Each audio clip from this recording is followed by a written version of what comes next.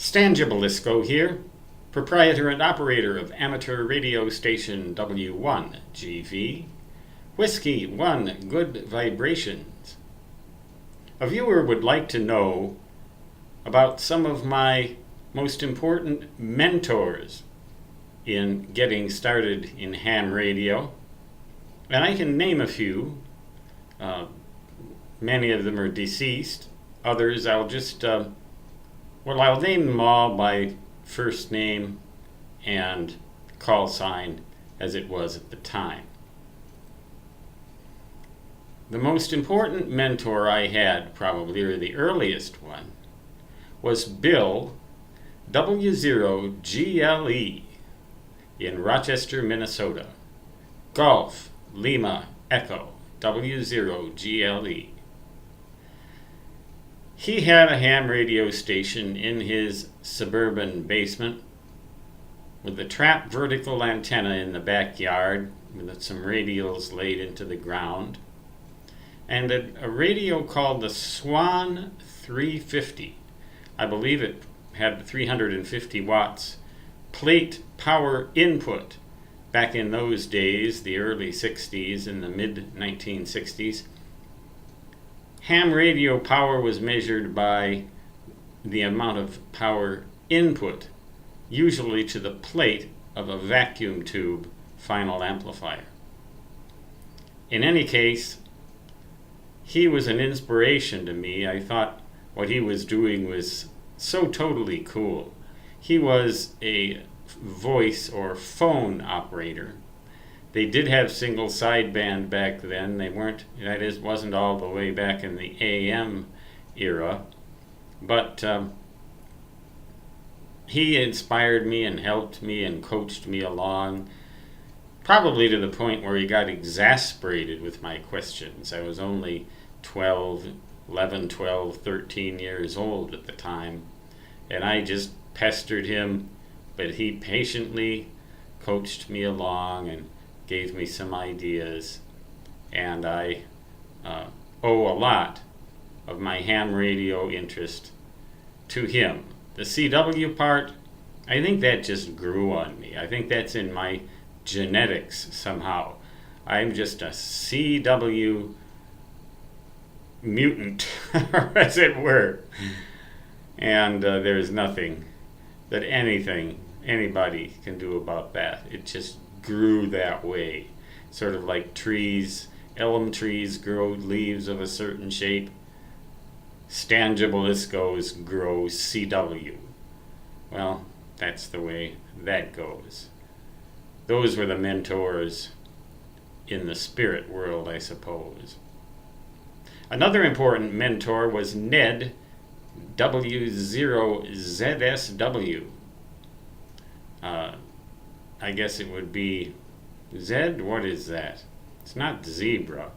Zulu, Sierra, Whiskey, W0ZSW, who taught the ham radio classes or helped to teach them at the county courthouse in Olmsted County.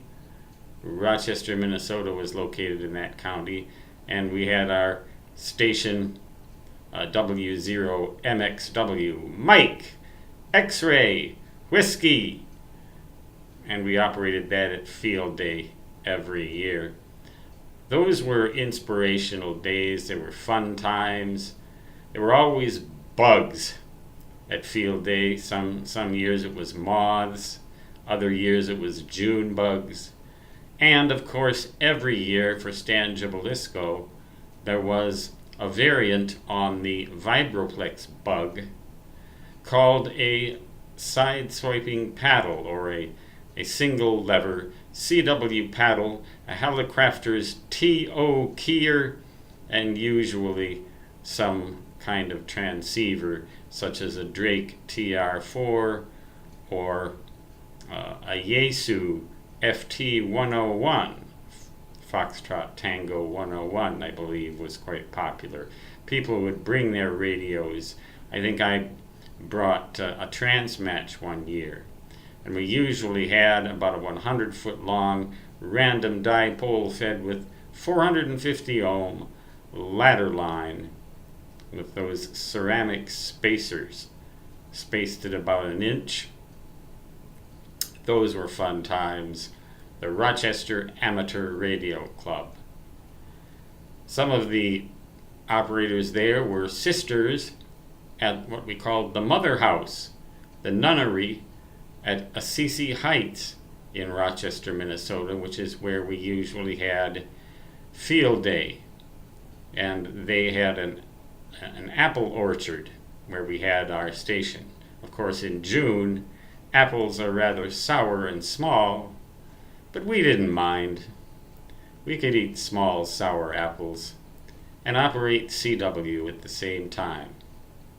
I reckon those small, sour apples didn't serve much in the way of mentorship other than to produce field day bellyaches, which I will not forget.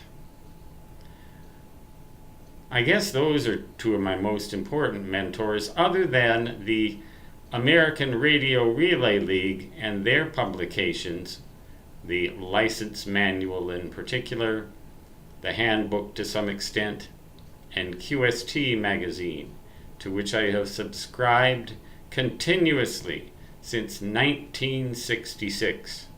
That would be more than 50 years. In fact, I have a 50-year membership pin in the ARRL. I even worked there for a while, from 1977 through some of 1979. One at first as a W1AW operator, and then in the technical department. I edited articles for QST, and I wrote a few too.